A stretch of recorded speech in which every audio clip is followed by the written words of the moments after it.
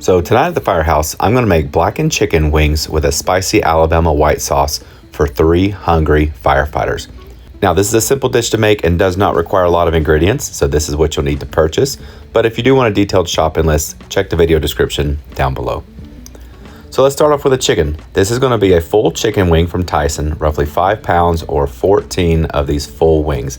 Now when I say full wings, it's going to have the wing tip, it's going to have the drum, and it's going to have the flat. So you are going to need to take a sharp butcher knife and break this chicken wing down. So as you see, I'm pointing to the joints here, and that's where you're going to want to attack the wing. So just take a sharp chef's knife, find where that little groove is that separates those two pieces, and you just want to cut right through that tendon, and then that will leave you with the drum and the flat.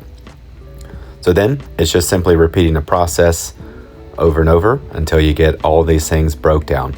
Now with that being 14 whole wings, that's going to give you 28 small individual wings. So a total of 14 drums and 14 flats. So once you get those broken down, take a baking sheet lined with tin foil. Go ahead and put some sort of oil or nonstick cooking spray down on that foil just to help prevent the chicken wings from sticking, and just start laying these chicken wings down. Now I like to start with the bottom side of the chicken wing facing up when I season. That way when I flip, I'll flip, season the top, and that'll be the very last time I have to touch the wing, and that'll make sure that that season stays stuck on there pretty good. So just go ahead and line all your chicken wings out on the pan. Grab your Cajun Choice Blackened Seasoning, which happens to be my favorite seasoning.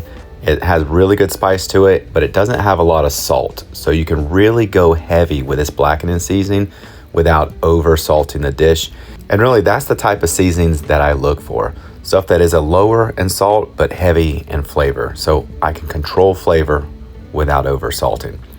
So once you get a nice heavy coat on that underside, all you're going to do is just flip these guys over and repeat the process on the top.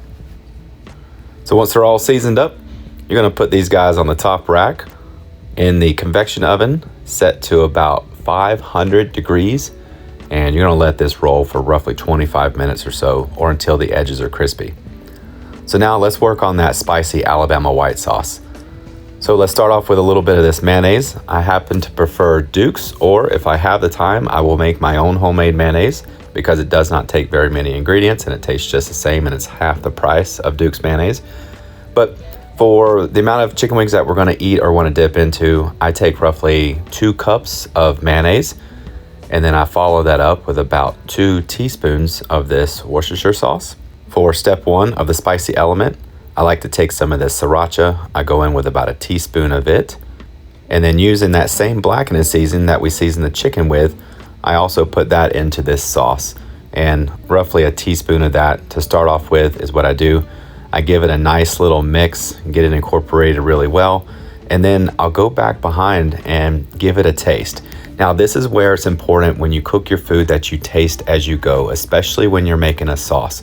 Because sometimes, even if you have perfect measurements, it always seems like it's a little bit different each day. So it doesn't hurt just to taste after you think it's done and just figure out if it's perfect or if it needs something else.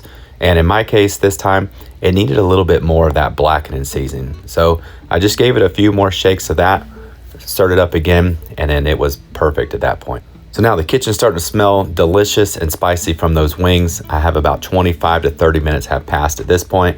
You can see how the wings are dark around the edges. Some of it even has a little dark black crispy top, which is perfect. And that tells me we are ready to plate. So I like to start off with about 8 wings. You can go more if you want to, but I just go ahead and line them up all around the edges. I take that Alabama white sauce that was resting in the refrigerator while the wings cook. I take about 2 big dollops of that, put it on the middle of the plate, tell the boys it's time to eat, and there you go, guys. That's how you make blackened chicken wings with a spicy Alabama white sauce for 3 hungry firefighters.